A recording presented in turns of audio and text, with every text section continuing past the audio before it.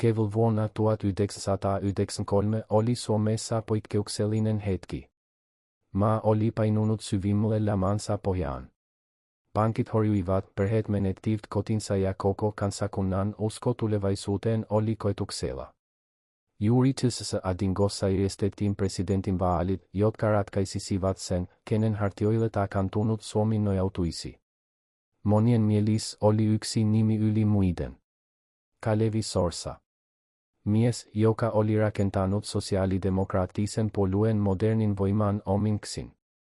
Mies, jota kansa tunsi ja jonka kasvot olivat kuluneet suomalaiseen politiikkaan 2 vuosikymmen. Mies, joka tiesi tsmleen miten tällaisessa myrskyssä navigoidaan. Mutta jotain meni pieleen. Jotain sellaista, mitä Sorsa itse ei olisi uskonut mahdolliseksi. Ei viholliset kataneet häntä. Ei lehdistä. Ei kilpailija toisesta puolueesta. Hänet kaadettiin oman koneen sisällä. Juuri sieltä, minne hän oli itse rakentanut jokaisen hammaspyrn ja jokaisen vivun. Ja kun ratkaisevin hetki koitti, kone ei toiminutkaan hänen edukseen. Se kääntyi häntä vastaan. Tämä on tarina siitä, miten Suomen pitkäaikaisin ministeri koki elämänsä suurimman petoksen.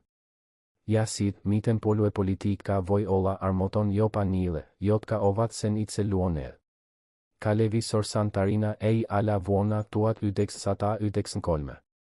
Se alkaa paljon aiemmin kystperhetaustasta, jossa pojalle ei ollut luvassa yhtään mitään valmista.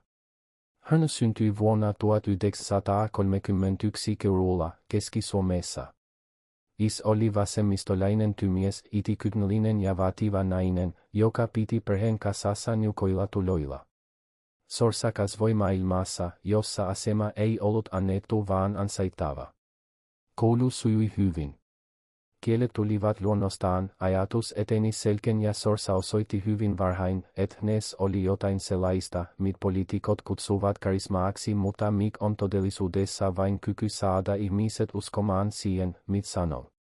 Hän opiskeli, hankki kielitaidon saksan, englannin ja ruotsin suomen lisäksi, ja ajautui lopulta sosiaalidemokraattisen nuorisoliikkeen piiriin. Siellä hänet huomattiin. Uraa ei tarvinnut odottaa kauan. Sorsa liikkui ensin puolueen kansainvälisessä työssä, toimi sihteerissä ja osoitti jo silloin poikkeuksellista kykyä rakentaa suhteita ja luottamusta. Hän ei ollut itsekeskeinen mies. Hän oli organisaattorin lahjat omaava ihminen, joka ymmärsi, että valta ei ole kiinni yhdestä karismaattisesta johtajasta vaan rakenteessa, verkostossa, siinä kuka tuntee kenellä. Tätä logiikkaa hän sovelsi vuosikymmenen. Kun Sorsa nousi puolueen johtajaksi vuonna 1970, sosiaalidemokraatit olivat synnyt puolue. Niissä näkyi vanha vasen ja uusi vasen, keskininen nimitys oli palpautuva. Sorsa ei tullut ideologisella tulella vaan hallinnollisella kylmyydellä. Hän tiesi, että puolue toimii vain kun rakenne on kunnossa. Ja hän alkoi rakentaa. Ministerin hän toimi 4 kertaa. Se on suomalaisessa politiikassa saavutus, jota ei moni voi toistaa. Sorsan kaudet ei ollut helppoja. Kriisi, taloudellinen turbulenssi, Neuvostoliiton varjo, pohjoismaisen hyvinvointivaltion rakentaminen ksites kylmän sodan realiteettien kanssa. Mutta Sorsa selviytyi. Hän neuvotteli, taktikoi ja lysi kompromisseja siellä, miss muut lysivät vain sein. Kansainvälisesti hänestä tuli arvostettu hahmo. Euroopan sosialistiset puolueet tunsivat hänet. Hän puhui selkeä sivistynyt englantia, ymmärsi kansainvälisen politiikan logiikan ja osasi edustaa Suomea tavalla, joka sopi pienen maan asemaan paremmin kuin ylperyhkeys. Nyryyden viisaus, muttei koskaan heikkous. Mutta kaikessa tässä menestyksessä piili siemen. Kun ihminen rakentaa rakennelman niin kauan ja niin huolellisesti, hän saattaa alkaa uskoa, että se on hänen. Sorsa oli rakentanut puolueen nykyisen muodon. Hän tunsi jokaisen tekijän henkin, tiesi kenen sana painoi miskin tilanteessa, tiesi kenen puolelle kääntyi kun asiat ottivat tulta. Hänestä oli tullut niin syvälle rakenne, ettei hän nyt sen ulkopuolelle. Eikö hän ehtinyt sit, mit muut olivat jo havainneet, maailma muuttui, puolue muuttui ja muutos ei vuototumatta kulkenut ennen suuntaansa. Vuosi 1992 oli pitkittyneen vakauden viimeinen hetki ennen romahdusta. Suomi oli syyslamassa. 30% koroista pankkikriisi, joka leittoi rivikansalaisia maksukyvyttömiksi, maan taloudellinen tulevaisuus roikkui ohuella langalla.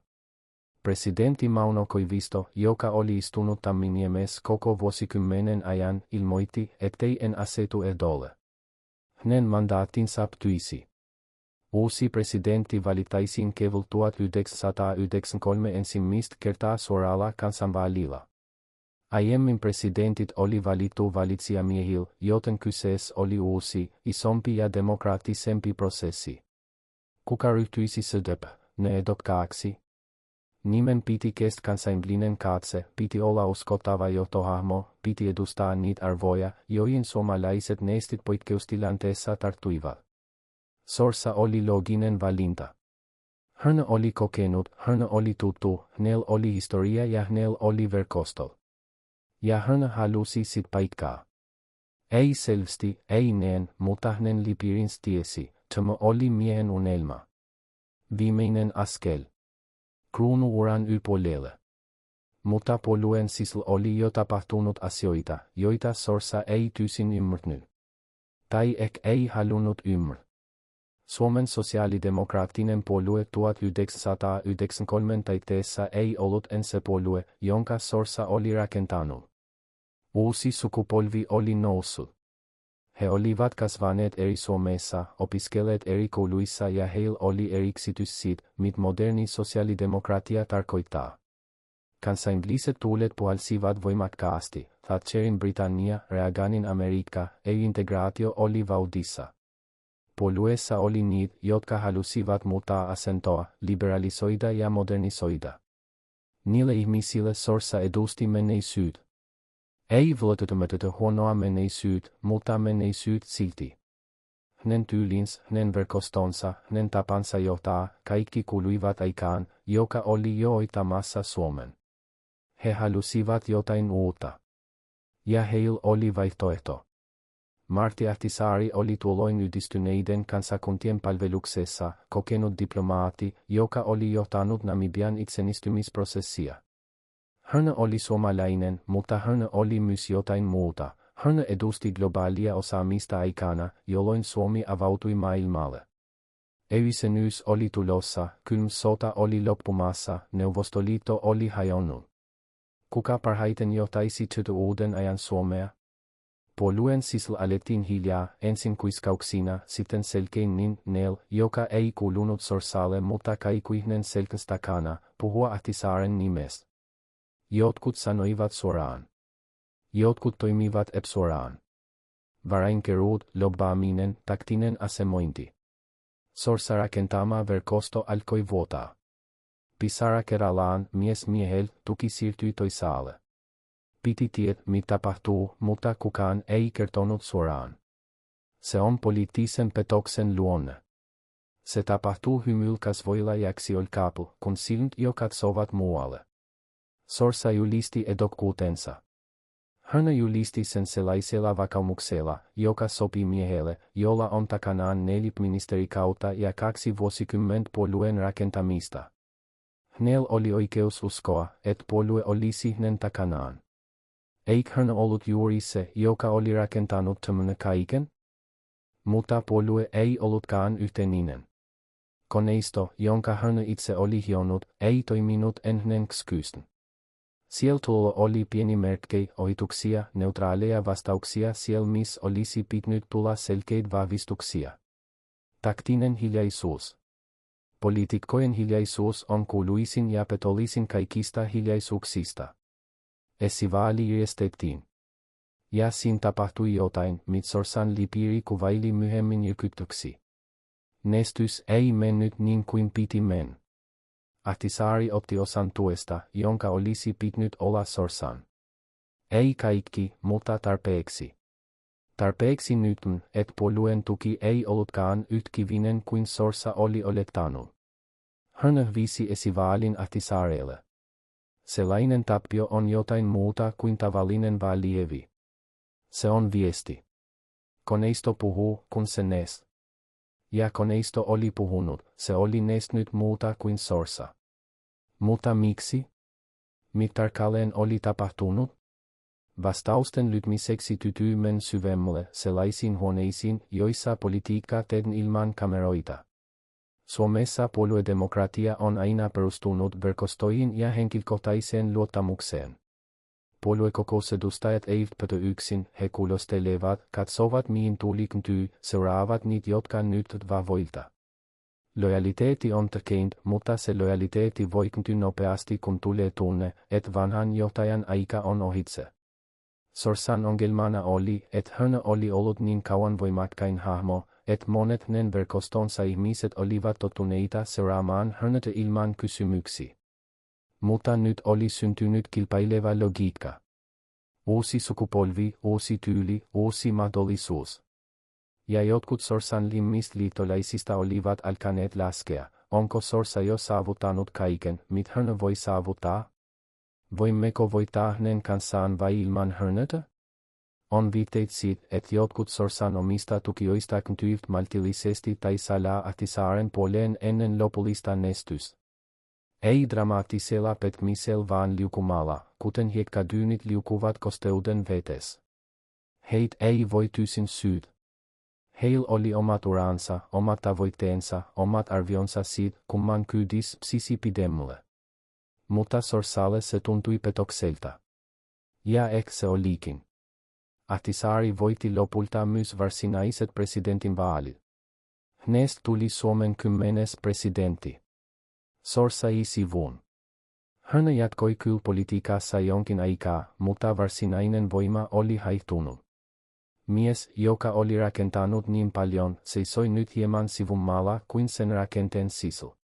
Mit Sorsa itse ajatteli? Hän oli siinä suhteessa poikkeuksellinen poliitikko, että hän ei purkautunut julkisesti. Hän ei syytnyt, ei arvostellut eikä antanut haastatteluja, joissa olisi avannut sisimmänsä. Hänellä oli yksityisyys, jonka hän silytti politiikan myllerryksessäkin. Mutta leiset tiesivät. Ärsytys oli todellinen. Pettymys meni syvemmälle kuin yksikään vaali olisi normaalisti mennyt, koska tässä tapauksessa ei ollut kyse vieraan vihollisuudesta. Kyse oli oman koneen kylmästä laskelmoinnista. Poliittinen historia on tyntlaisia tarinoita. Johtaja rakentaa rakenteen, kehittää sen, hoitaa sit vuosikymmeniä ja sitten hän huomaa, että rakenne on oppinut elän omaa elämänsä. Rakenne ei en tarvitse rakentajaansa. Se tarvitsee sen, joka sopii sen hetkisen suuntaan. Sorsa oli suomalaisessa politiikassa muoto, joka kuului suuriin rakennusvuosiin, hyvinvointivaltion pystytmisen aikaan, valtiovetoiseen sosiaalidemokratiaan, pohjoismaiseen malliin. Kaikki se oli totta ja arvokasta. Mutta 1993 Suomi liikehti kohti jotain muuta. Ja silloin koneen logiikka käänsi suuntaansa. Kalevi Sorsan elämä ei kuitenkaan mahdu yhdelle sivulle eikä yhteen tappioon. Jotta ymmärtisimme sen, mitä tapahtui tuona keväänä, täytyy ymmärtää mitä edelsi. Ja mitä edelsi on tarina itsepisestä menestyksestä, joka juurtui niin syvälle, että sen kyntyminen tuntui mahdottomalta.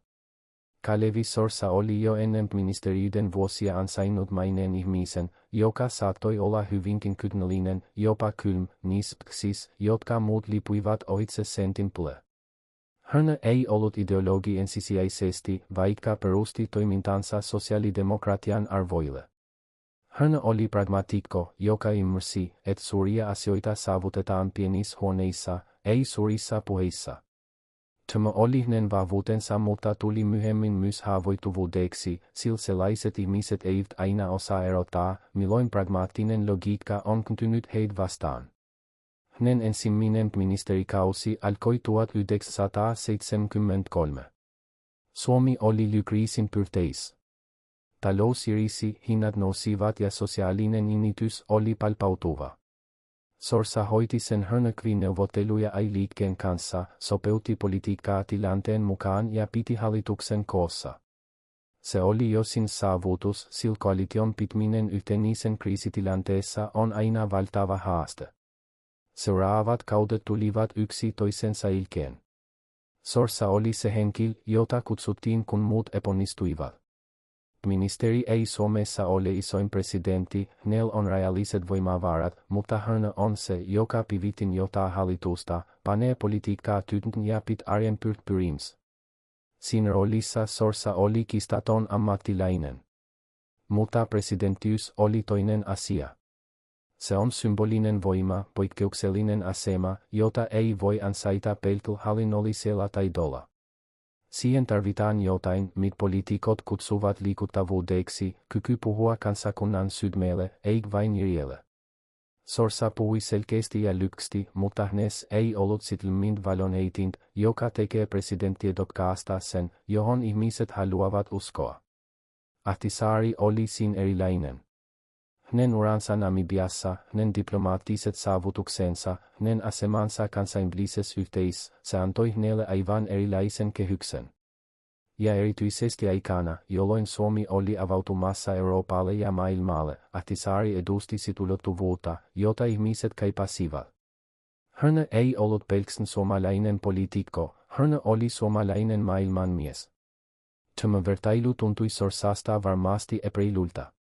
Hän oli palvellut maataan vuosikymmenten ajan, hoitanut vaikeat tilanteet, rakentanut institutionaalisen perustan, jota ilman moni Ahtisaarenkin myöhempi saavutus olisi ollut mahdoton. Mutta politiikassa epäilyys ei ole poikkeus, se on perusin. Neesti tunneita, mielikuvaa, hetken tarvetta. Ja vuonna 1993 kansantarve oli uusi alku, ei jatkumo. Puolueen sisäinen dynamiikka on aina monimutkaisempi kuin mit ulkoapin nyt. Kun Sorsa ilmoitti ehdokkuudestaan, hän teki sen miehen arvovalalla, jonka odotetaan saavan automaattinen tuki. Niin on ollut aina, puolue rakentuu lojaliteetille ja sen johtaja ansaitsee lojaliteetin ensisijaisesti. Niin Sorsa oli oppinut, niin hän oli toiminut kaikkina niin vuosina. Mutta puolue ei toiminutkaan sen kaavan mukaan. Sieltä ensin hajanaisesti sitten selvemmin alkoi kuulua niin, joka sanoi, ehkä nyt on aika uudelle. Osa poliittisista analyytikoista on sittemmin selittänyt, että kyse oli yksinkertaisesti aikakauden muutoksesta. Sorsa oli vanha maa Suomi, kansankodin rakentaja, tuttu ja turvallinen mutta myös ikääntyy. Ahtisaari oli uusi Suomi, kosmopoliittinen ja ulospäin suuntautunut. Neistit, erityisesti nuoremmat, halusivat katkaista yhteyden menneeseen ja katsoa eteenpäin. On kuitenkin myös toinen tulkinta. Sellainen, joka kyt rumempia sanoja. Kansi jotkut Sorsan limmistukijoista takkinsa sen vuoksi, koska laskivat, että Ahtisaari olisi heille parempi sijoitus tulevaisuuden kannalta? Oliko puolueen sisäinen menestys osittain laskelmoitua strategiaa niiltä, jotka halusivat olla oikealla puolella ennen kuin tuli käänty lopullisesti? Kun politiikan sisäpiiri kuvataan julkisuudessa, on tapana korostaa ideologisia eroja ja poliittisia visioita. Todellisuudessa puolueen sisäinen dynamiikka on usein paljon henkilökohtaisempaa. Kuka on milloin kenelle jotain luvannut? Kenen ura on sidottu kenen menestykseen? Kuka on kenelle velkaamit? Nämä luvut ja lupaukset muodostavat hiljaisen kirjanpidon, jonka avulla valta liikkuu puolueen sisällä, usein kymmenesti mutta aina vaikuttavasti. Sorsaa vastaan kääntyneillä oli omat motiivinsa. Joillekin se oli aito usko siihen, että Ahtisaari olisi parempi ehdokas. Joillekin se oli laskelmointi oman uran kannalta. Joillekin ehkä jotain henkilökohtaisempaa, pitkäikäinen katkeruus, joka lopulta purki itsensä tälle hetkelle.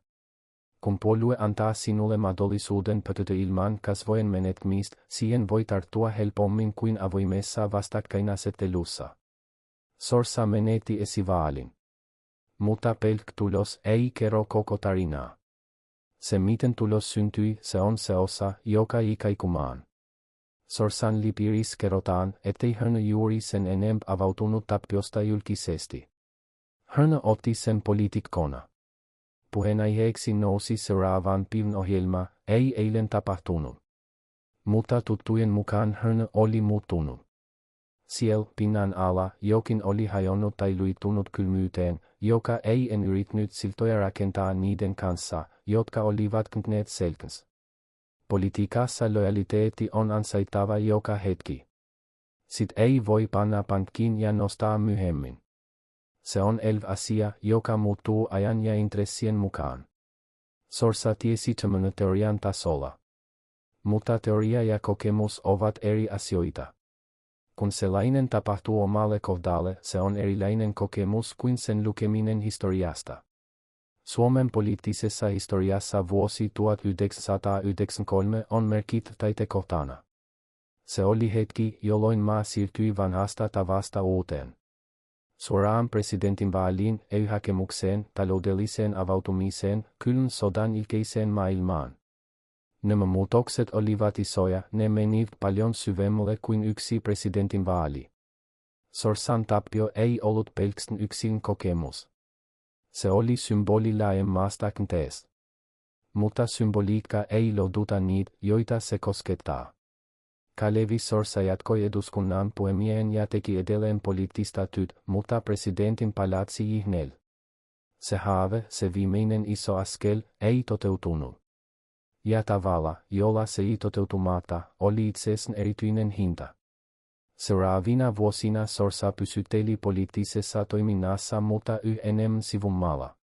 Hän oli edelleen arvostettu hahmo, häntä kuultiin, häntä kommentoitiin, hänen historiallinen asemansa Suomen politiikassa tunnustettiin. Mutta selsnolo, se kosketuksen tuntuvaltaan, oli mennyt. Ja hänen oli eletty sen kanssa. Ihminen, joka on rakentanut poliittisen rakennelman vuosikymmenten ajan, oppii myös sen, kuinka kestämätöntä on seurata sivusta, kun rakennelma alkaa tehdä omia ptksin. Se on erityinen viimeisen muoto, sellainen, johon ei ole nimitystä, mutta jonka jokainen kokenut poliitikko tunnistaa. Se ei ole väkivaltainen loppu, mutta se on hiljainen ja kaikuvampi kuin monet dramaattiset katumiset. Sorsa eli vielä useita aktiivisia vuosia. Hän kirjoitti, puhui ja pysyi ihmisen, jota Suomessa muistetaan merkittävän johtajana. Hänen menehtymisensä vuonna 2004 ei ollut suuri uutinen, ei siinä mielessä kuin puhutaan niistä, jotka kaatuvat korkeimmalta. Hän oli jo ehtinyt asettua historiaan, se tietyötisyys, jonka aika antaa, oli jo tullut hänenkin kohdalleen. Mutta tarina vuodesta 1993 on edelleen kiinnostava, ei ainoastaan suomalaisena poliittisena historiana vaan inhimillisen kertomuksena. Se on tarina siitä, mitä tapahtuu, kun luotamme rakenteisiin niin paljon, että unohdamme, että ne eivät ole meitä varten pysyvästi. Ne ovat meitä varten niin kauan kuin palvelemme niitä. Ja kun lopetamme tai kun rakenne lyt jonkun paremmin sit palvelevan, se kääntyy kylmästi seuraavaan suuntaan. Kalevi Sorsa oli poikkeuksellinen suomalainen poliitikko. Tämä ei ole kiistanalaista. 4 ministerikautta, merkittävä vaikutus sosiaalidemokraattisen puolueen kehittymiseen, kansainvälinen arvostus, rauhallisuus vaikeiden neuvottelujen reil. Kaikki tämä kuuluu historiaan. Mutta siihen kuuluu myös tuon kevään kokemus. Se, mitä puolue teki hänelle ja miten se tapahtui, kertoo jotain ei vain Sorsasta vaan Suomen poliittisesta kulttuurista laajemmin. Emme pelaa politiikkaa ideaalien maailmassa. Pelaamme sit siellä, missä intressit kohtaavat ja lojaliteetit mitataan tilanteen mukaan. Sorsa tämän tiesi. Hän oli itse toiminut saman logiikan mukaan uransa aikana. Mutta kun se logiikka kosketti omaa naamaa, se tuntui erilaiselta. Kenties siinä on oppitunti, joka sopii politiikan ulkopuolelle. Rakenteet eivät pidä meitä, me pidämme niitä. Ja kun emme pysty pitämään, ne etsivät seuraavan käden. Vuosi 1992 ja 1993 eivät ole tavallista aikaa kenellekään suomalaiselle. Lama oli romahduttanut sen turvan, jonka moni oli pitänyt itsestään selvän. Pankit sulkivat luottojaan, ihmiset menettivät, kodit huutokaupattiin. Yhteiskunta oli sillä tavalla, jota ei oltu koettu sitten sodan. Tässä tilanteessa presidentinvaali sai erityisen painon. Sen piti olla jokin kiintopiste, jokin nimi ja kasvot, johon voisi uskoa. Sorsa tunsi tämän tarpeen. Hörnä oli seurannut laman kehitystä tiennyt että taloudellinen romahdus ei ole vain numero vaan inhimillinen kokemus, joka murtaa kotitalouksia ja yhteisiä. Hörnä tiesi historiasta, miten suuri kriisi tarvitsee johtajan, ei idealisti lenti vaan ihmisen, joka pystyy istumaan neuvottelupyydässä ja sopimaan niitä asioita, joista ei muuten sopia. Hörnä oli juuri sellainen. Mutta Suomi ei katsonut Sorsaa ensisijaisesti kriisijohtajana vuonna 1993. Se katsoi Hörnötä järjestelmän edustajana. Järjestelmä oli juuri nyt epäsuosittu. Pankit olivat katuneet pankkituen avulla, poliitikot olivat pilkkana, luottamus instituutioihin oli alhaisimmillaan vuosikymmeniin. Kun mies, joka on ollut niin syvällä järjestelmässä kuin Sorsa, astuu esille kriisihetkellä, nähdään Hörnä enemmän ongelmana kuin ratkaisuna. Tämä oli poliittinen paradoksi, jota Sorsa ei voinut ratkaista. Hänen vahvuutensa, se syvä kokemus ja verkostoituneisuus, oli juuri se asia, joka teki hänestä epähoukuttelevan sin hetken. Ihmiset halusivat jotain ulkopuolelta tulevaa, puhdasta, jotain joka ei ollut likaantunut vanhoilla kompromisseilla. Ahtisaari tuli ulkoa. Hörnä ei ollut siis poliitikko. Hörnä ei ollut istunut eduskunnassa kausia toisensa jälkeen, ei ollut hallitusneuvotteluissa ja puolueiden välisissä kaupankäynneissä. Hörnä oli ollut kansainvälisessä toiminnassa, joka edusti jotain epäsymbolistaan puhdasta. Kun Hörnä seisoi lavalla, Hörnä seisoi sen logiikan ulkopuolella, joka oli johtanut lamaan. Tämä on se konteksti, joka tekee Sorsan tappiosta ymmärretyn ulkoopin. Mutta se ei tee silvem kivuliaaksi sisältöksin. Sorsan liimt neuvonantajat yrittivät ennakoida. He tiesivät, että kilpailu tulisi olemaan kova ja että Ahtisaari edusti aitoa haastajaa. He laativat strategioita, rakensivat kampanjaa, yrittivät asemoida Sorsaa tavalla, joka kertoisi muutoksesta jatkuvuuden sijaan. Mutta poliittinen brändi, jonka rakentamiseen menee vuosikymmeni, on vaikea muuttaa muutamassa kuukaudessa. Neistit tunnistavat epäidon uudelleen positioinnin nopeammin kuin strategit toivovat. Myös puolueen sisälkvi niin kuin ky. Poliitikot, jotka olivat luvanneet tukensa, alkoivat horjua. Jotkut antoivat epämääräisiä vastauksia, jotkut katosivat puolueiden tavoittamattomiin, jotkut pitivät kokouksia, joihin Sorsan edustajia ei kutsuttu. Nämä pienet merkit kasautuivat. Jokainen yksittäinen merkki oli selitettävissä, mutta kokonaisuus alkoi muodostua kuvaksi, joka oli selkeä vaikka kukaan ei sitten sanonut. Poliittinen uskollisuus on kummallinen asia. Se perustuu osittain arvoihin, osittain intresseihin ja osittain johonkin vielä vaikeammin määriteltyyn, siihen tunteeseen, että ollaan samalla puolella. Kun se tunnehvi, mikään looginen argumentti ei palauta sitä. Sorsa saattoi olla oikeassa kaikissa argumenteissaan, mutta se ei auttanut, jos kuuntelijoilla oli jopotisessa siinä korvassa, joka ei kuullut Hörnätä. Esivaali oli pienimuotoinen sosiaalidemokraattisten isenien tahtomittaus. Se ei vielä ollut varsinainen vaali, mutta se kertoi suunnan. Ja suunta oli selvä, puolue halusi Ahtisaaren. Sorsalla oli tukea, ei yhtäläisesti, mutta ei tarpeeksi. Hörnä toiseksi. Hänet sivuutettiin omalla kentällä. Miten reagoida siihen? Sorsa reagoi niin kuin kokenut poliitikko reagoi, hillitysti. Hörnä hyväksyi tuloksen, tuki Ahtisaarta julkisesti ja siirtyi taka-alalle. Se oli tyyliks. Mutta tyylikkyys maksaa oman hintansa. Se vaatii painamaan sisälle sen, mitä ei haluta nyt. Myöhemmin, kun Ahtisaari oli valittu presidentiksi, Sorsa jatkoi omaa tehtävänsä. Mutta jotain oli muuttunut. Ihminen, joka on rakentanut koko poliittisen elämänsä sen ajatuksen varaan, että kone, jota Hörnä on rakentanut, kantaa Hörnätä, ja joka sitten kokee, että kone ei kantanut, se ihminen ei koskaan aivan palaa samaksi. Ehkä Sorsa antoi tämän kokemuksen muuttaa tapaa, jolla Hörnä suhtautui politiikkaan. Ehkä Hörnä lepyikin sen tosiasian kanssa, että politiikka ei ole kiitollisuuden eikä lojaliteetin laji vaan strateginen peli, jossa kukin tekee päätökset omista lähtökohdistaan. Hänä oli tiennyt aina, mutta tiet jokin asia teoreettisesti ja tuntea omakohtaisesti ovat eri asioita. Sorsanimis tarkastellessa tytyy erottaa kaksi asiaa, se mit hän saavutti ja se mit hän menetti. Saavutukset ovat selkeitä ja laajasti tunnustettuja. Ministeri-kautta on enemmän kuin useimmilla hänen aikalaisiaan. Hän johti Suomea kriisin läpi, navigoi Neuvostoliiton vieressä varovaisesti ja riitunitsenisesti, rakensi sosiaalidemokraattisen puolueen modernin johtamisrakenteen, osallistui pohjoismaisen yhteistyön lujittamiseen. Häntä arvostettiin kansainvälisesti tavalla, joka ei ollut silloisen Suomen pienelle koolle itsestäänselvä. Kun Sorsa puhui eurooppalaisessa sosiaalidemokraattisessa liikkeessä, häntä kuunneltiin. Hän ei ollut periferian sivuenkil vaan yksi niistä, joita konsultoitiin.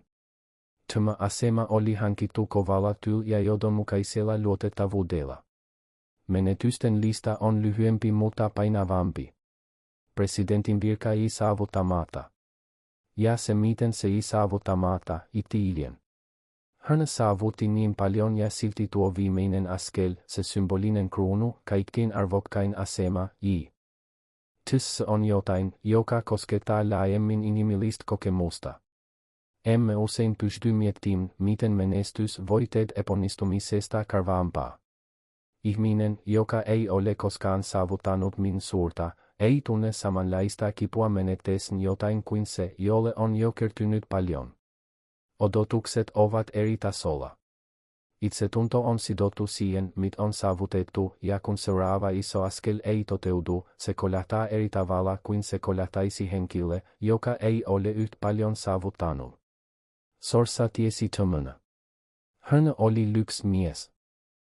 Tiedon jakaminen ei helpottanut sen kantamista, mutta se auttoi järjestän sen jonnekin, missä ei estänyt eteenpäin menemistä. Suomen politiikan pitkä linja sisältää moniatlaisia tarinoita. Ihmisiä, jotka ovat palvelleet uskollisesti ja joiden odotettu palkinto on nyt saamatta. Kysti Kallio, Risto Ryti tai ajassa taaksepäin katsoen monet nimet, joita historia on kunnioittanut mutta joiden elämän viimeiset vuodet ovat olleet hitaita loppuja alaspäin, ei alaskillisesti vaan hitaasti, kuten liekki, joka sammuu ei puhalletuksi vaan polttoaineen loppuessa. Sorsan tapaus on erityinen juuri siksi, että se tapahtui kyllä paikalla ja dokumentoitavissa olevasti. Me voimme ilit sen mit tapahtui, ketkä mit sanottiin ja mit ei sanottu. Meillä on todisteita prosessista, vaikka emme kaikkia voi koskaan täysin tietää. Poliittisessa kirjallisuudessa puhutaan usein siitä, miten johtajat pelkät pettymistä enemmän kuin tappiota. Tappio ulkopuoliselle on selitettävissä, vastustaja oli vahvempi, olosuhteet olivat epäsuotuisat, neistit valitsivat toisin. Mutta petoksen kokemus omien joukossa on erilainen. Se vie sen pohjan, jonka varassa johtaja seisoo. Sorsa rakentanut poliittinen rakennelma perustui viimeksi luottamukseen. Luottamukseen siihen, että ne ihmiset, joiden kanssa ja joita varten hän oli työskennellyt, olisivat hänen puolellaan kun tuli aika. Tämä luottamus petti, ei kokonaan, mutta tarpeeksi. Ja sellainen murros ilien, jota ei voi täysin korjata. On kiinnostavaa, että Sorsa ei poistunut politiikasta välittömästi tappion jälkeen. Hän jatkoi. Hän toimi eduskunnassa, hän toimi puolueen piirissä, hän antoi panoksensa. Tässä on jotain sinnikkyyden lisäksi, kenties hän haluasi todistaa myös itselleen, ettei tappio ollut hänen loppunsa. Että hän pystyi jatkamaan vaikka se arvokkain palai saamatta. Siinä mielessä Sorsa on hyvä esimerkki poliitikosta, joka osasi kestä. Kestäminen on aliarvioitu taito. Politiikassa on helppo olla sankari mytuulessa, mutta kyky pysyy iris, pysyy toimintakykyisen ja pysyy uskottavana sen jälkeen kun järjestelmä on kaatanut sinut, se on erityinen taito. Sorsa sen osasi. Mutta kestäminen ei tarkoita, että ei tunne. Se tarkoittaa, että tuntee ja silti jatkaa. Niiden kahden asian välillä on koko elämän matka. Kalevi Sorsan perin kytynä tavoin, joita ei aina tunnisteta hänen nimekseen. Sosiaalidemokraattisen puolueen organisatoriset rakenteet, ne tavat joilla puolue toimii ja johtaa, kantavat Nenkdeniken. Hän ei ollut pelkästään johtaja vaan rakentaja, institutionaalinen arkkitehti, joka loi rakenteita, jotka kestivät hänen itsensä yli. Tässä on ehkä kaikkein kestvin opetus Sorsan elämästä. Emme muista häntä eniten niistä hetkistä, jolloin hän johti otsikot, tai edes siitä tappiosta, joka on tässä tarinassa keskeinen. Muistamme hänet työn johdonmukaisena ja pitkinteisen rakennustyön, joka ei aina kynnyt läpi, mutta joka on edelleen pystyssä.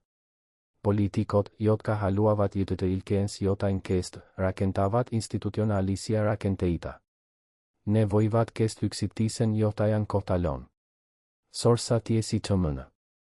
Ja rakentamisessa hän onnistui paremmin kuin monessa muussa asiassa. Suomi 1993 jälkeen muuttui nopeasti. EU-jäsenyys tuli, markka korvattiin eurolla myöhemmin, talous toipui lamasta hitaasti mutta varmasti. Maailma, jota Sorsa oli rakentanut koko uransa aikana, kylmän sodan tasapainoilu, Neuvostoliiton kanssa toimiminen hienotunteisesti, valtiojohtoinen sosiaalidemokraatia, se kaikki muuttui, osittain poistui ja osittain muokkautui uuteen muotoon. Ahtisaari johti Suomea presidentin 12 vuotta. Hänestä tuli tunnustettu kansainvälinen rauhanrakentaja, jolle myöhemmin annettiin Nobelin rauhanpalkinto.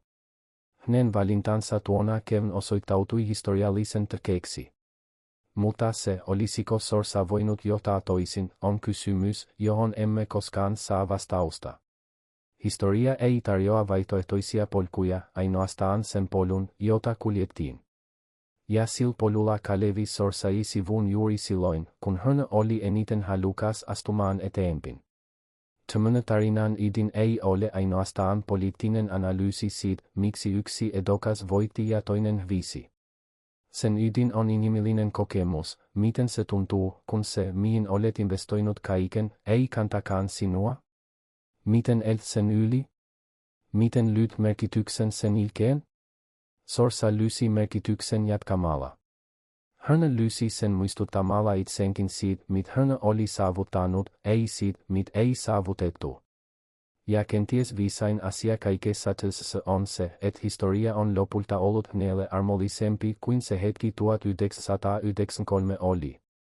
Muistamme Sorsan pitkäaikaisena ministerin, poliittisena rakentajana, sivistyneen politiikan edustajana. Tappion muistamme, mutta se ei ole kohta hänen elämänsä. Kohta on palvelu, se pitkä johdonmukainen palvelu, joka kesti vaikeinakin aikoina. Siinä on tavallaan oikeudenmukaisuutta, vaikka sen hetki ei oikeudenmukaiselta tuntunut. Kun puhutaan Sorsan kylmästä pudotuksesta keväällä 1993, puhutaan myös siitä, mitä tapahtuu, kun oma rakennelma ei tunne sinut ensiluokkaiseksi. Se kokemus on universaali. Se ei kuulu vain politiikkaan. Se kuuluu kaikkiin tilanteisiin, joissa ihminen on rakentanut jotain ja todennut, ettei rakennelma suojaa häntä kaikessa. Sorsa selvisi. Jatkoi. Palveli. Jäi tilkeens enemmän kuin yhden tappion. Mutta tappio oli tappio. Ja sen tunnistaminen, nen sanominen, on osa historiallista rehellisyyttä, jota Sorsan muisto ansaitsee. Keväällä 1993 sali vaikeeni. Net oli laskettu. Tulos oli selvä.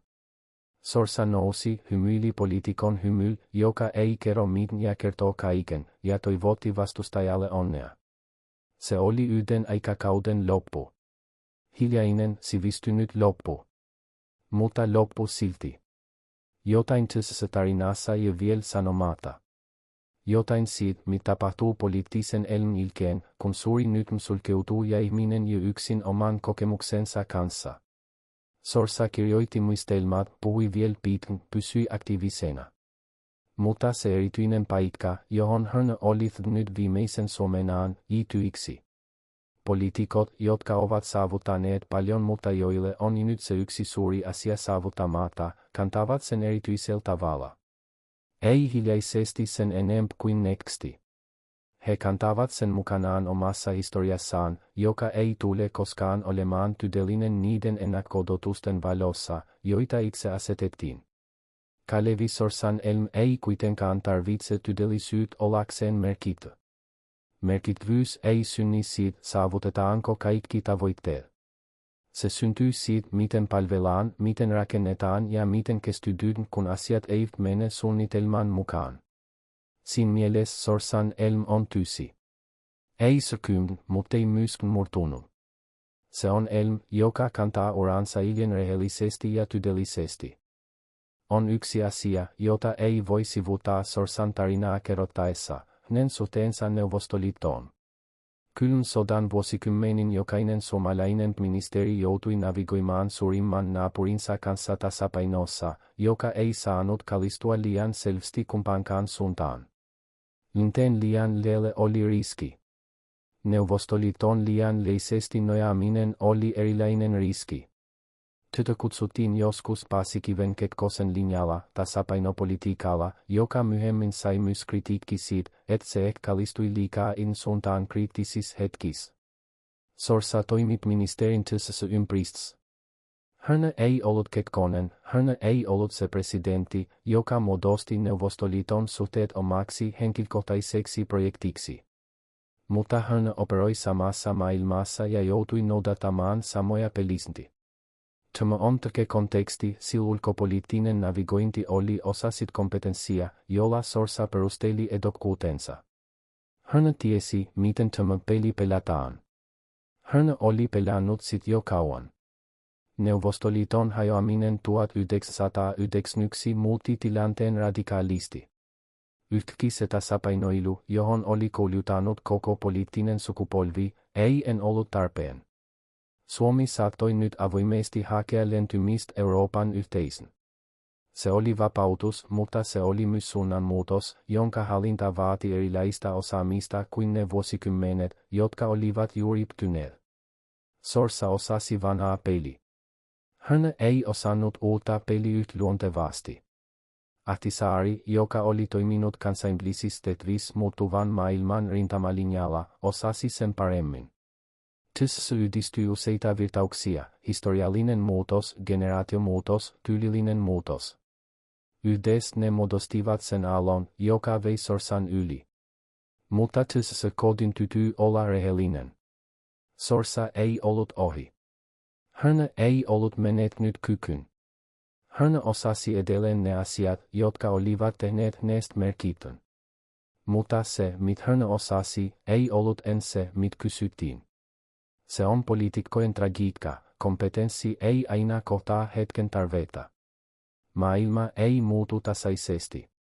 Se muuttuu hyppyksitin ja kun suuri hyppy tapahtuu, kaikki vanhat karttatiedot ovat yhtäkkiä vanhentuneita. Sorsa oli erinomainen navigaattori vanhassa maailmassa. 1993 vaadittiin navigaattoriksi uuteen. Historiallinen oikeudenmukaisuus saattaa vaatia, että sanomme näin, kenties Sorsa olisi pystynyt olemaan hyvä presidentti. Kenties hänen kokemuksensa, hänen rauhallinen pragmatisminsa, hänen diplomatian taitonsa olisivat palvelleet hyvin myös uudessa tilanteessa. Historia on tyn esimerkkejä siitä, miten vanha kompetenssi lyt uudet sovellukset, kun olosuhteet antavat sille mahdollisuuden. Mutta mahdollisuutta ei tullut. Ei siksi, että Sorsa olisi epäonnistunut, vaan siksi, että puolue ei antanut hänelle sitä. Tämä on se ydin. Ei varsinaiset presidentinvaalit, joissa kansa äänesti Ahtisaaren. Se on puolueen sisäinen pötös, joka tapahtui ennen kuin nestit saivat sanoa sanansa. Siellä, omassa kodissa, oma perheensä selkänsä. Puoluepolitiikassa on aina ollut tämä elementti. Puolueen ehdokkaan valinta on jo itsessään poliittinen prosessi, jossa intressit kohtaavat ja jossa ei aina voita se, jolla on eniten ansioita. Sorsa tiesi tämän. Hän oli itse ollut osa niitä prosesseja uransa aikana. Mutta olla pelissä ja olla peliesineen ovat eri asioita. Vuosi 1993 itti suomalaiseen poliittiseen kulttuuriin muiston, jota ei aina näin muistella. Se oli ensimmäinen suora presidentinvaali, historiallinen hetki, jossa kansa sai olla mukana eri tavalla kuin koskaan aiemmin. Ahtisaaren valinta oli sinänsä merkittävä ja oikea pötös, kuten myöhemmin tapahtumat ovat osoittaneet. Mutta se, miten prosessi menisi sisäisesti, miten yksi politiikan pitkäaikaisimmista rakentajista itettiin sivuun omassa talossaan, se kuuluu tarinan kokonaisuuteen. Siinä on jotain, mikä kertoo suomalaisesta poliittisesta kulttuurista. Me emme yleensä julkisia dramatisoituja taisteluita. Me kymmene hiljaa omissa huoneissamme puheluissa, jotka eivät tallennu, ja kokouksissa, joista ei pidetä kirjaa. Tulokset näkyvät vain menestystuloksissa, ja jos on tarpeeksi kokenut, voit lukea rivien välistä, mitä on tapahtunut. Mutta näin sit ei sanota. Sorsa luki rivien välistä. Hän tiesi. Ja hän piti sen tiedon siellä, missä hän yleensä piti vaikeat asiat, sisällä, hiljaa, muiden kympmis. On olemassa teoria siitä, miten pitkäaikaiset johtajat muuttuvat rakenteiksi. Kun ihminen on ollut niin kauan yhdessä asemassa, hänestä tulee asema eikä pelkästään aseman tyyti. Hänet tunnetaan aseman kautta, ja asema tunnistetaan hänen kauttaan. Tämä voi olla voima, mutta se voi myös olla kahle. Kun rakenne pitää muuttua, se voi kaataa myös ne, jotka ovat sen kasvot olleet. Sorsa oli sosiaalidemokraattinen puolue siinä mielessä, että häntä oli vaikea ajatella ilman puoluetta tai puoluetta ilman häntä. Kun puolue piti muuttua, se piti samalla ottaa etisyyt myös siitä kasvosta, joka edusti vanhaa. Ei siksi, että vanha olisi ollut huono, vaan siksi, että muutos on usein psykologisesti helpompi tehdä, kun se nyt selvit katkokselta eikä jatkumolta. Uuteen presidenttiin nestiminen oli katkos. Se sanoi, nyt alkaa jokin uusi. Ja sellaisessa symboliikassa oli viisautta, harkiten tai harkitsematta. Suomi tarvitsi symbolista uutta alkua. Ahtisaari oli se symboli. Ja symbolin tarvitessa kaikki muu, historia ja kokemus ja pitkä palvelu, alisteistettiin. Onko tässä oikeudenmukaisuutta? Ei välttämättä. Mutta on ymmärrettävyyttä. Poliittisen historian ymmärtäminen edellyt, ettei tyydy pelkkiin voittajien tarinoihin. On tärkeää myös katsoa niitä, jotka olivat lähellä voittoa mutta eivät sen ulkopuolella. Heidän tarinansa kertoo usein enemmän aikakauden luonteesta kuin voittajien tarina. Voittaja kertoo meille mihin pystyttiin. Hyvi kertoo mitä olisi voinut olla ja miksi ei ollut. Kalevi Sorsa hyvin ei ole vempi henkilö kuin Kalevi Sorsa voittajana olisi ollut. Päinvastoin. Hänen tapansa käsitellä tappio, se hiljaisuus ja jatkaminen, sanoo jotain sellaista, mitä ei voida oppia voitosta. Se kertoo mitä ihmisessä on, kun kaikki se, mihin hän on nojannut, ei pidä. Se kertoo mitä iljelle, kun kulaksi luultua pit palauttaa. Ja siinä iljes on Sorsa, pelkistetyms muodossa, ehkä todellisimmassa muodossaan. On sanottu, että johtajien suurin testi ei ole heidän aikansa huipulla vaan sen ilkeen. Miten he elävät sen yli, kun valta on ventynyt? Miten he suhtautuvat muihin, kun eivät hallitse tilannetta? Miten he lyövät merkityksen, kun hallinnolliset aikataulut eivät entyt piivi? Sorsa selvisi tästä testistä. Hän pysyi aktiivisena, kirjoitti, puhui ja silytti arvovaltansa elmiensä loppuun asti. Hänestä ei tullut katkeruuden miestä vaikka siihen olisi ollut syy. Hänestä tuli ikämpi versio siitä, mitä hän oli aina ollut, tarkoituksellinen ja tietoinen ihminen, joka ei tula aikaa asioihin, joita ei en voi muuttaa. Siinä on viisautta, joka ansaitsee tunnustuksen. Kalevi Sorsan kuoltua vuonna 2004 monet suomalaiset sanomalehtien kirjoitukset korostivat hänen ministeripanoksiaan ja puolueen kehittämistä. Vuosi 1993 mainittiin, mutta ei kohtana. Kenties se oli oikein. Historia päätyi lopulta oman painostuksensa, eikä meidän arvioille ole suurta väliä. Mutta tämä tarina on halunnut sanoa jotain siitä, mitä historia saattaa jätetä vähemmälle. Se hetki, se kevät, ne nestykset, se hiljaisuus siinä talossa, jossa oma väki ei nestynytkään hörnätä. Ne ovat osa tarinaa. Ei kohtana, mutta olennaisena osana.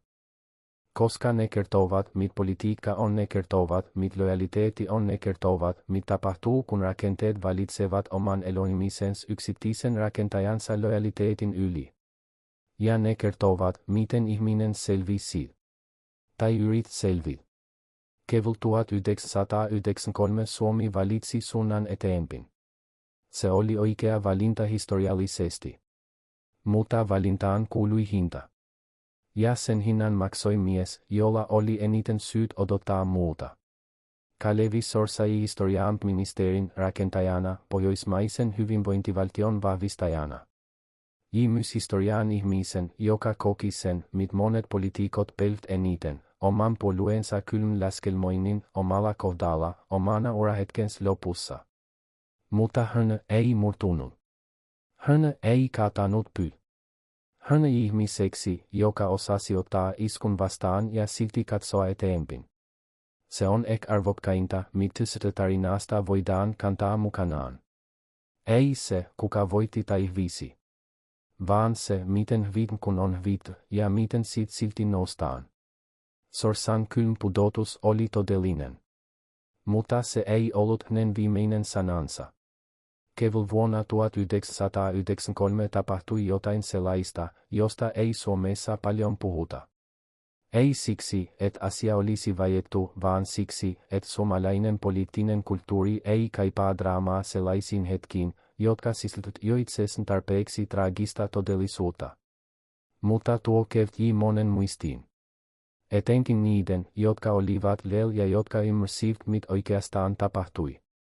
Mies, joka oli rakentanut sosiaalidemokraattisen puolueen modernin koneen vuosikymmenten kovalla työllä, joka oli 4 kertaa vetänyt ministerin takin yleen, joka oli navigoinut Suomea lykriisien ja kylmän sodan ristialokossa, joka tunsi jokaisen tärkeän henkilön siinä koneistossa nimen perusteella, tuo mies seisoi nyt tilanteessa, jossa kone kääntyi häntä vastaan.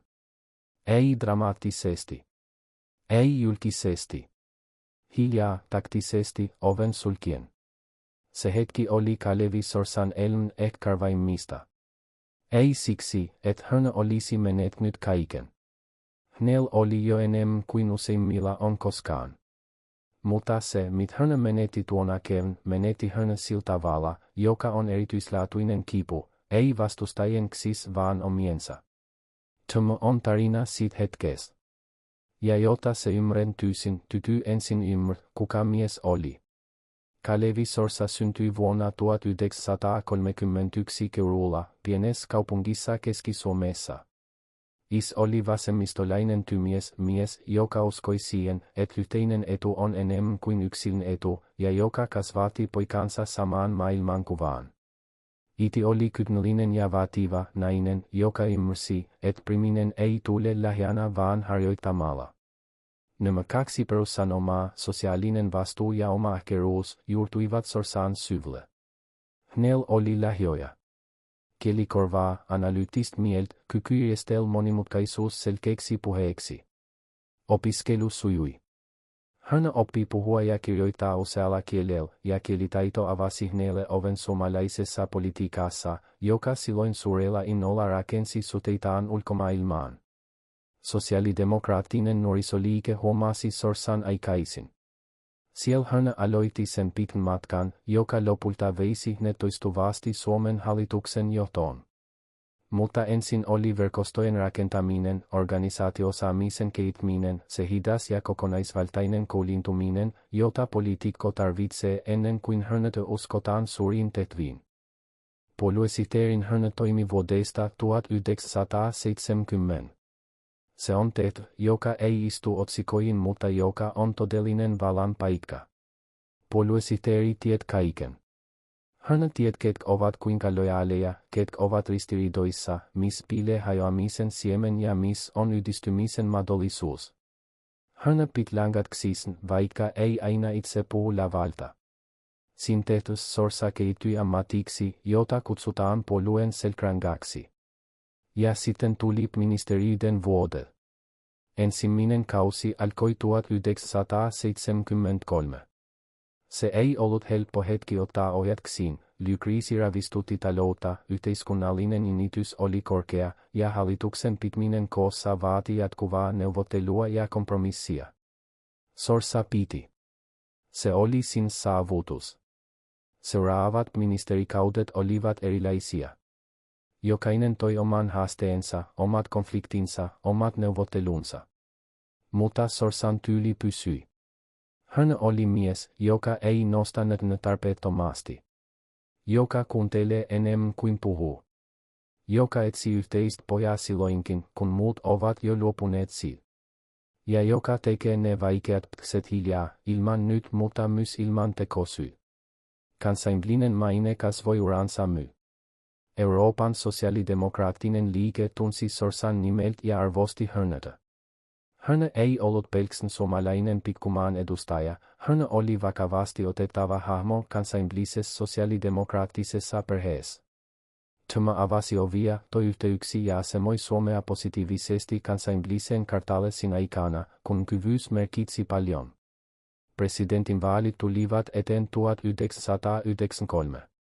Se oli erityinen tilaisuus monella tapaa. Ensimmäinen suora kansanvaali, historiallinen harppaus demokratian syventymisessä.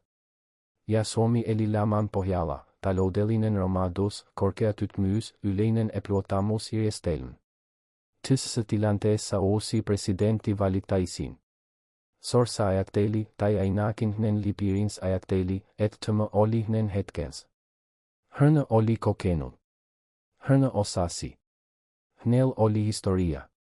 Hänellä oli arvovalta. Mit muuta presidentti tarvitsee? Mutta maailma ei toiminut sillä logiikalla. Neuvostoliiton hajoaminen 1991 oli muuttanut kaiken. Se tasapainopolitiikka, jota Suomi oli harjoittanut vuosikymmeni, se taitava polkeminen kahden eri maailman välissä, ei ollut tarpeen.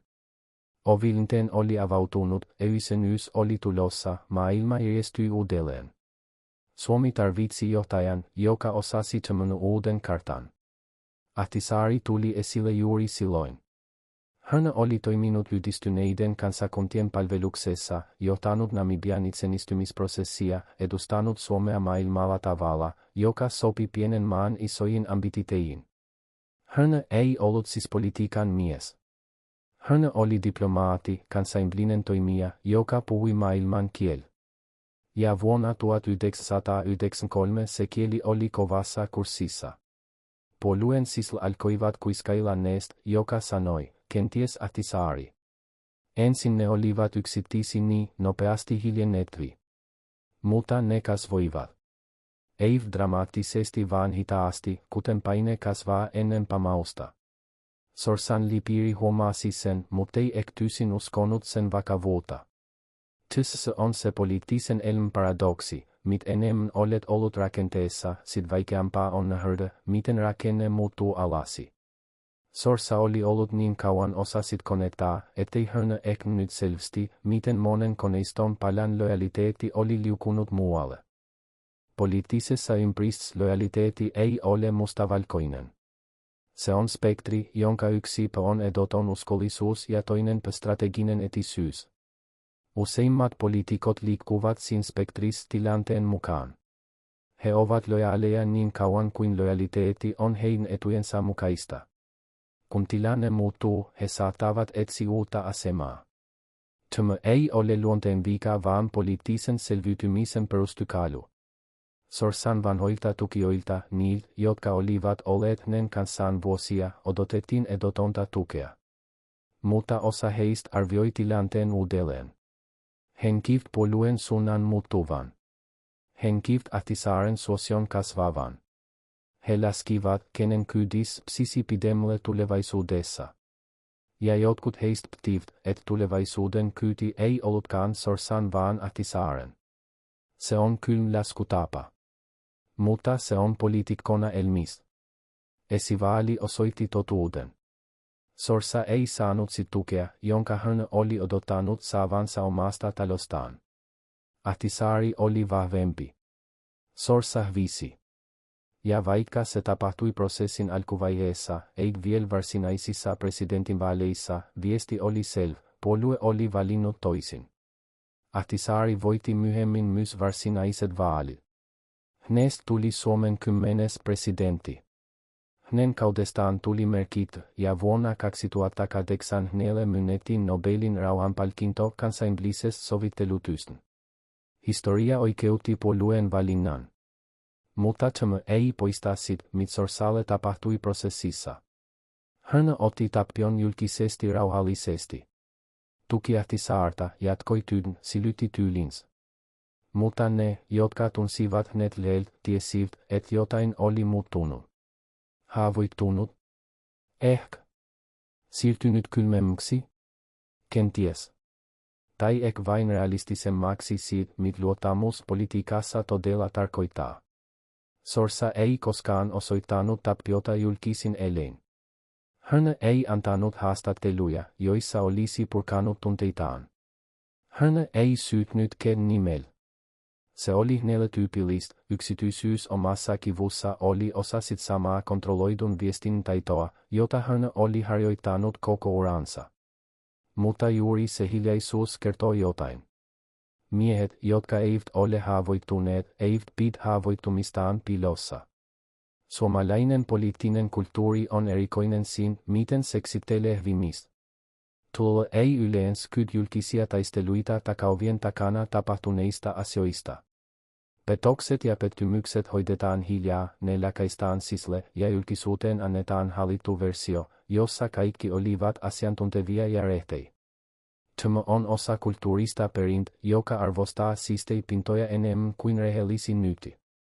Sorsa tunsi tämän kulttuurin sispuolelta. Hän oli itse osa sitä. Ja siksi hän osasi toimia sen normien mukaan, vaikka sisl olisi tuntunut toisenlaiselta. Mutta tarina on moniulotteisempi kuin pelkästään henkilökohtainen kokemus. Se on myös laajempi kommentti poliittisesta vallasta ja sen ohimenevyydestä. Valta ei koskaan ole kenenkään omistuksessa. Se on lainassa. Sit hoidetaan, kehitetään ja kyten tietyn ajan. Ja sitten se siirtyy muualle. Monet poliitikot, jotka ovat olleet pitkän vallassa, unohtavat tämän lainanolon luonteen. Heistä tuntuu, että heillä on oikeus valtaan oman historiansa perusteella. Mutta historia ei ole valuuta, jolla ostetaan tulevaisuuden paikkoja. Historia on arkisto, joka kertoo mistä tullaan mutta ei mihin mennään. Sorsa saattoi langeta tähän ajatusvirheeseen. Kenties hän luuli, että 4 ministerikautta vuosikymmenten palvelu rakennettu koneisto olivat riittävä vakuus tulevan paikan lunastamiseen. Mutta valta ei toimi vakuuksilla. Se toimii kysynnällä. Ja vuonna 1993 kysyntä osoitti muualle. Tämä ei tee Sorsaa epäonnistujaksi. Päinvastoin, hänen uransa kestävyys ennen tuota hetkeä oli poikkeuksellinen. Mutta se tekee tästä hetkestä erityisen traagisen sellaisella tavalla, jota tragedia parhaiten kuvaa, ei voittaminen tai häviäminen sinänsä, vaan se hetki kun oivalletaan, ettei asiat ole sellaisena kuin luultiin olevan. Sorsa oivalsi tuona keväänä jotain, mit hän tiesi teoriassa, mutta mit hän ei ollut kokenut omalla kohdallaan. Poliittinen luottamus on elävä asia. Se ei kestä, vaikka sen eteen on tehty työ. Se vaatii jatkuvaa uusimista, jatkuvaa palvelua ja jatkuvaa vastaavuutta sen hetken tarpeisiin. Ja kun se vastaamattomuus kohtaa, luottamus lähtee nopeammin kuin se koskaan syntyi. Tästä kokemuksesta huolimatta Sorsa jatkoi. Hän toimi eduskunnassa, antoi panostaan suomalaiseen politiikkaan, puhui julkisuudessa viisaasti ja hillitysti. Hän ei ottanut katkeruuden roolia, vaikka se olisi ollut ymmärretty. Hän pysyi ihmisen, jolla on omat mielipiteensä, arvonsa ja historiansa, ja joka kantaa kaiken sen myös hankalien kokemusten yli. Siinä on jotain, jota kannattaa miettiä. Miten me reagoimme, kun se, mihin olemme luottaneet, pet meitä? Miten kannamme sen tiedon, että oma sispiiri ei ollutkaan yhtä varma kuin uskomme vaati? Sorsa antoi yhden mahdollisen vastauksen, jatkamalla.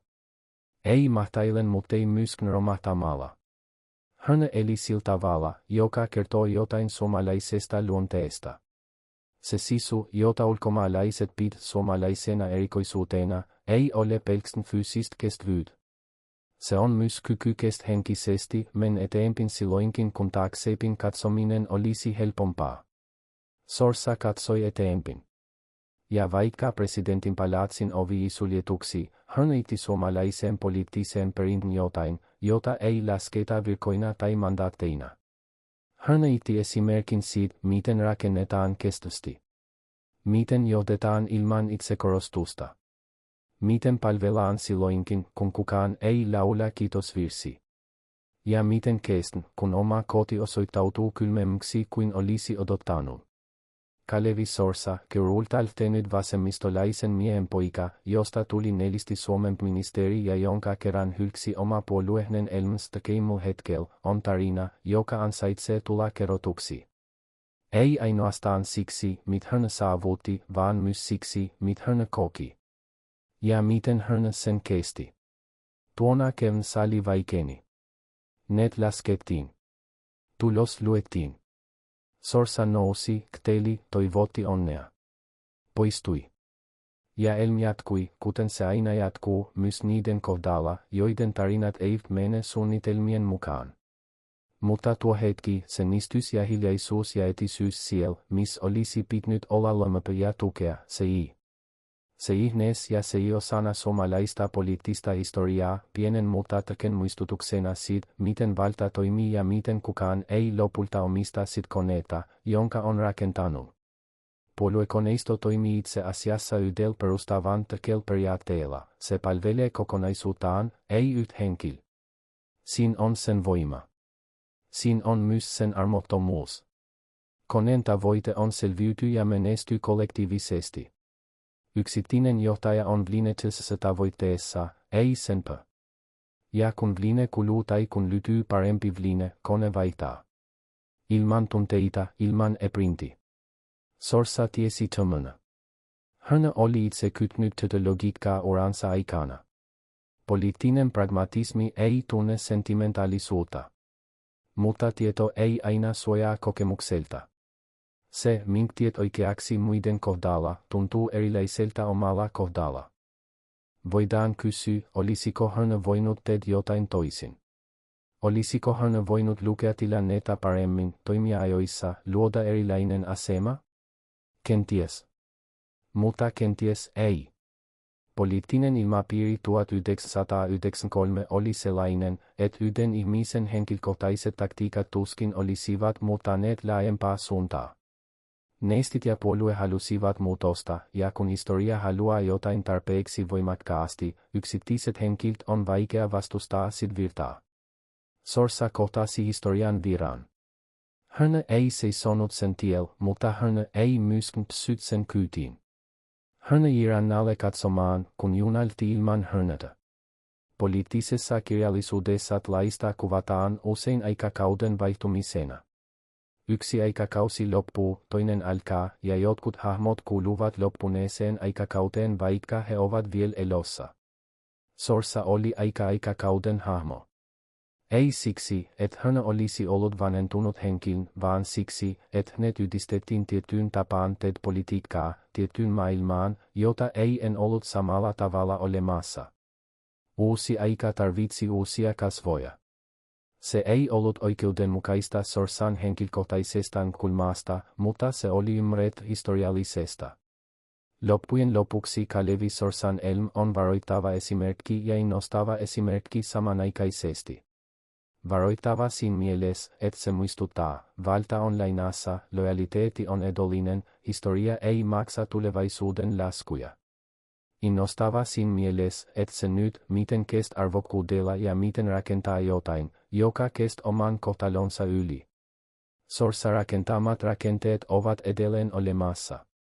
Sosiaalidemokraattinen puolue on edelleen toimiva, sen organisatoriset perustat kantavat nen kdeniken. Ne ihmiset, jotka kasvoivat nen luomassaan ympäristössä, ovat levitneet sit osaamista edelleen. Tässä mielessä hän on voittaja pitkässä juoksussa, vaikka lyhyemmässä juoksussa tuntui toiselta. Mutta tarina ei tarvitse optimistista loppuyhteenvetoa. Se tarina on tysin se mitä se on, tarina miehestä, jolla oli paljon, joka menetti yhden tekemistä asioista poikkeuksellisella tavalla ja joka jatkoi silti. Ilman suuria eleitä, ilman draamaa, hiljaa ja itsepisesti eteenpäin. Se on Kalevi Sorsa. Kylmän pudotuksen mies, joka nousi ja jatkoi. Jotta Sorsan tarina tulee täysin ymmärretyksi, on vuototumatta tarkastella syvemmin niitä henkilöitä ja rakenteita, jotka olivat nen ympäriltä tuona ratkaisevana keyn. Koska politiikka ei ole koskaan pelkästään yksittäisen ihmisen tarina. Se on verkosto, jossa jokainen solmuu ja painaa muita. Suomalainen puoluepolitiikka perustui tuohon aikaan vahvasti siihen, mitä kutsutaan puoluetoimiston kulttuuriksi. Puoluetoimisto ei ole pelkästään hallinnollinen yksikkö. Se on politiikan todellinen paikka, jossa strategiat syntyvät, missä ehdokkuudet valmistellaan, missä kuiskaukset muuttuvat siksi. Siellä tapahtuvaa ei raportoida lehtiin eikä tallennu pöytäkirjoihin. Se elmuistoissa ja ymmärretyissä sopimuksissa. Sorsa tiesi tämän paremmin kuin kukaan. Hän oli itse ollut puoluetoimiston henki, sen arkkitehti ja ylpiti. Hän tiesi, miten siellä puhutaan ja miten päätökset syntyy. Juuri sen takia Tappion kokemus oli niin pistä, kun tuntee koneen jokaisen hammaspyyn, sen liukuminen poiksista tuntuu paljon henkilökohtaisemmalta kuin ulkopuoliselle viminen. Niiden ihmisten nimi, jotka kääntyivät Ahtisaaren puoleen, ei tässä listata. Ei siksi, ettei he tunnettaisi, vaan koska heidän valintaansa ei tule arvioida moralistisesti. Poliittinen päätöksenteko on monimutkainen prosessi, jossa jokainen yksilö tekee valintansa omien tietojensa, arvojensa ja intressiensä valossa. Puolueessa olevat henkilöt, jotka valitsivat Ahtisaaren, uskoivat sen olevan parempi valinta kokonaisuuden kannalta. Siinä heidän voi sanoa ollen oikeassa, ottaen huomioon, miten Ahtisaaren presidenttiys tyi. Mutta yksiltasolla, siinä inhimillisessä ympäristössä, jossa Sorsa toimi ja luotti ihmisiin, joiden kanssa oli rakentanut jotain pitkällä yhteistyöllä, kenteen kokemus oli erilainen.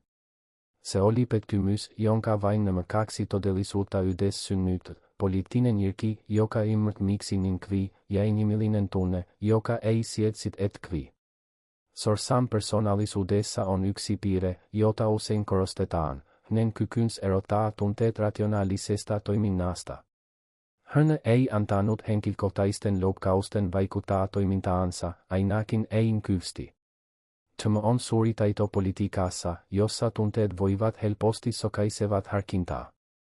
Mutta kyky erottaa tunne toiminnasta ei tarkoita, että tunne ei ole olemassa.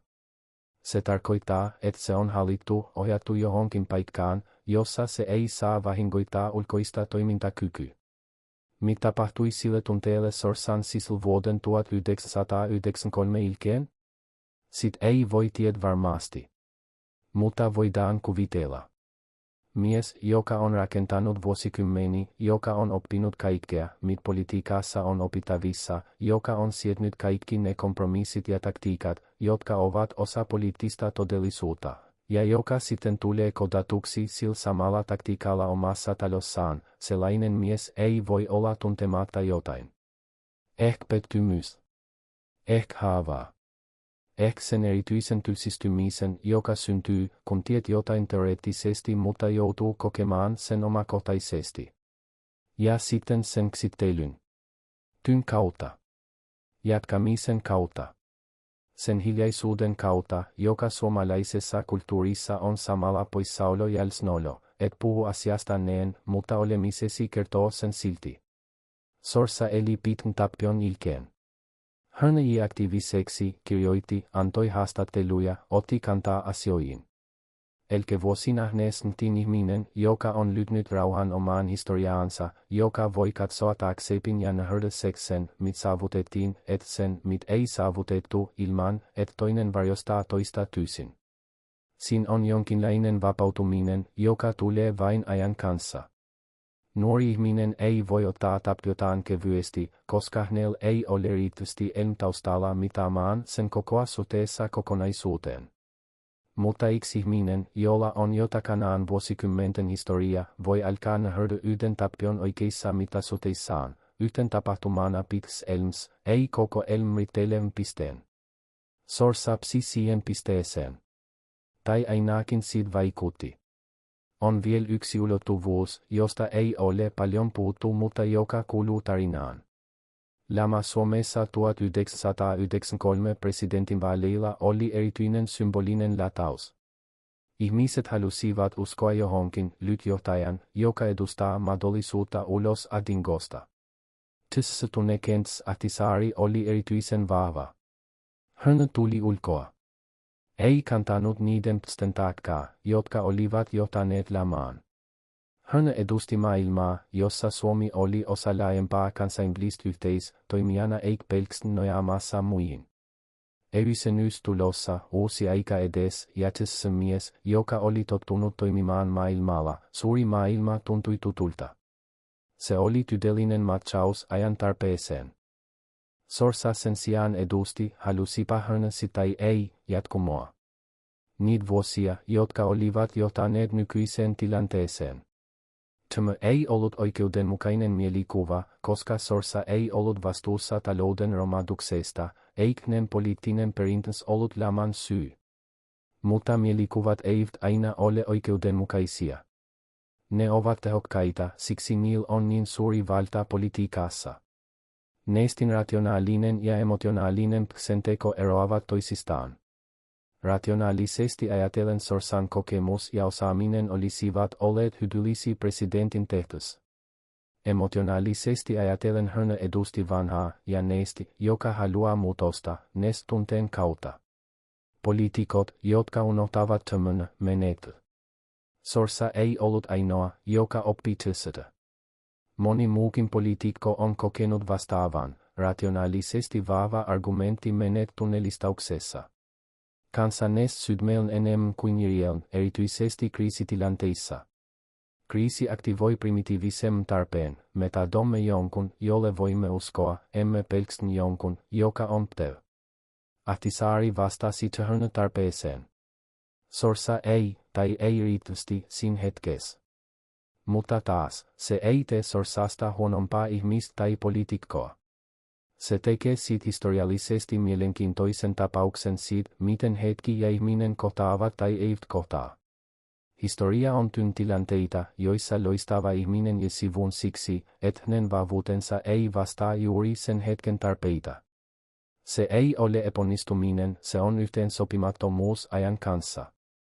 Sorsa oli yhteensopiva monien aikojen kanssa. Vuosi 1993 ei ollut yksi niistä. Ja siinä on jotain, jota ei voi muuttaa ilkikseen. Suomalaisessa poliittisessa kulttuurissa on tapana kunnioittaa niitä, jotka ovat palvelleet pitkän ja uskollisesti. Sorsa tähän kunnioitukseen kuuluu. Hänen nimensä mainitaan niiden joukossa, joiden panos on ollut mitattavissa sellaisilla kriteereillä, jotka eivät muutu, teot, rakenteet, päätökset, jotka eivät elä. Mutta inhimillinen tarina on aina moniulotteisempi kuin kunnioituslista. Se sisältää pettymykset, petokset, haavoittumiset ja niiden ylinosemiset. Sorsan tarina sisältää kaiken tämän. Se on rikkaampaa historiaa kuin pelkkä titteleiden luettelo. Keväällä 1993 mies, joka oli rakentanut paljon, menetti yhden suuren asian. Mutta hän jatkoi. Hän löysi sen paikan, johon historian voi asettaa, hyvän ja vaikean yhdessä, ilman ylistystä tai parjausta.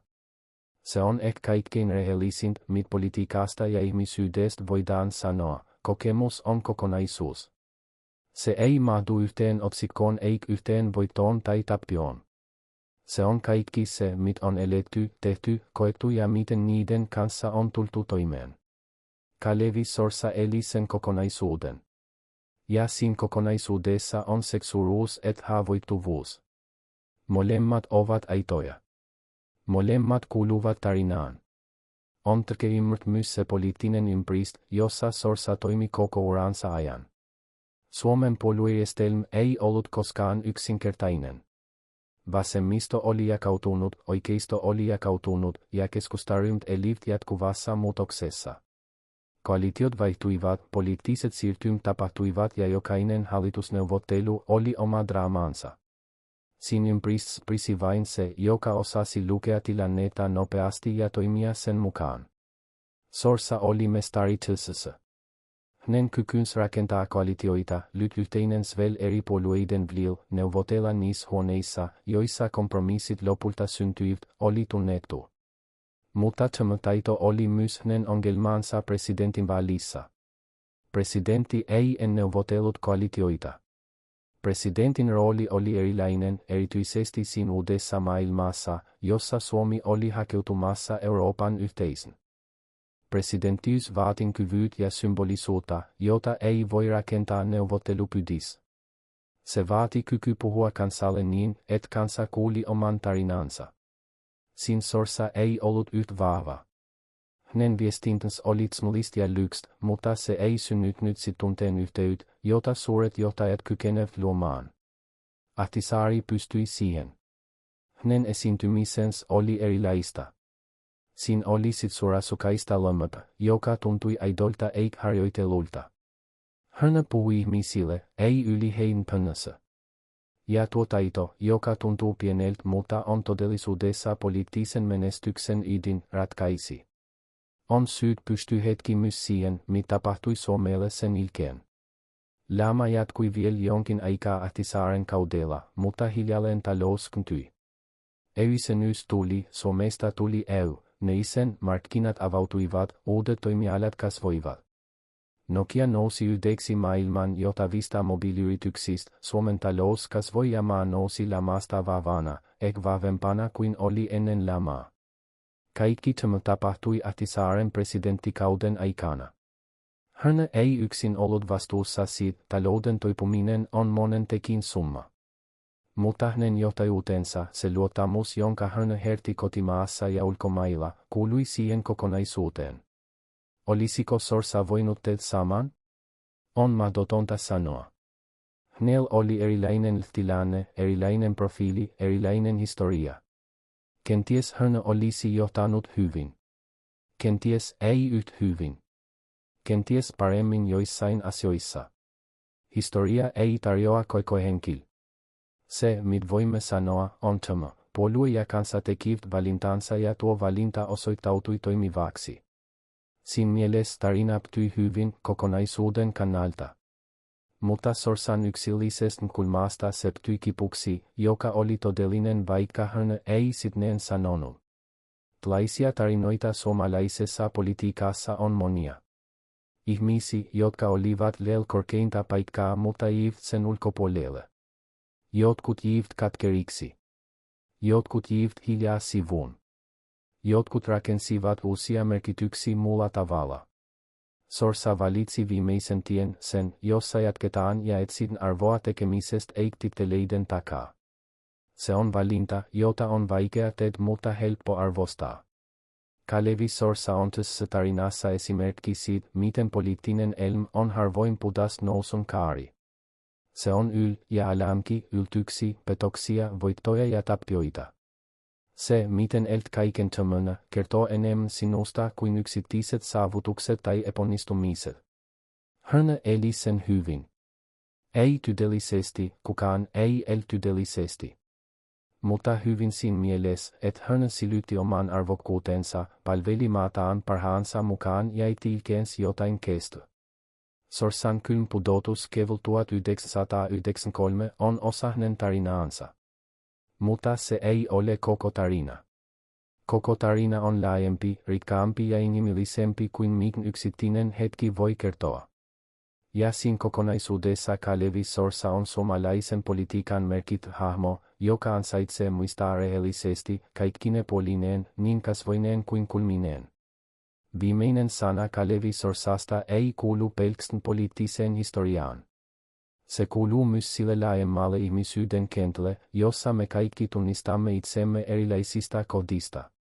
Rakentaja, joka rakentaa enemmän kuin mit on itselleen. Luottaja, jonka luottamus pet juuri silloin, kun se eniten tarvitaan. Jatkaja, joka lyö voimaa eteenpäin menemisestä silloinkin, kun takaisin katsominen olisi helpompaa. Nämä teemat eivät ole ainoastaan poliittisia. Ne ovat inhimillisiä. Ja siksi Sorsan tarina resonoi vielä vuosikymmenten jälkeen niille, jotka tuntevat hänen historiansa, mutta myös niille, jotka eivät, kunhan kuulevat sen ensimmäistä kertaa. Keväällä 1993 Suomi valitsi uuden presidenttinsä. Kansa, historia ja hetki kohtasivat. Sorsa ei sivuun. Mutta hän ei nyt poissa. Hän ei mukaan omalla tavallaan omassa roolissaan sen rakenteessa, jota ilman seuraavan sukupolven politiikka olisi erilaista. Siinä on hänen todellinen perintönsä.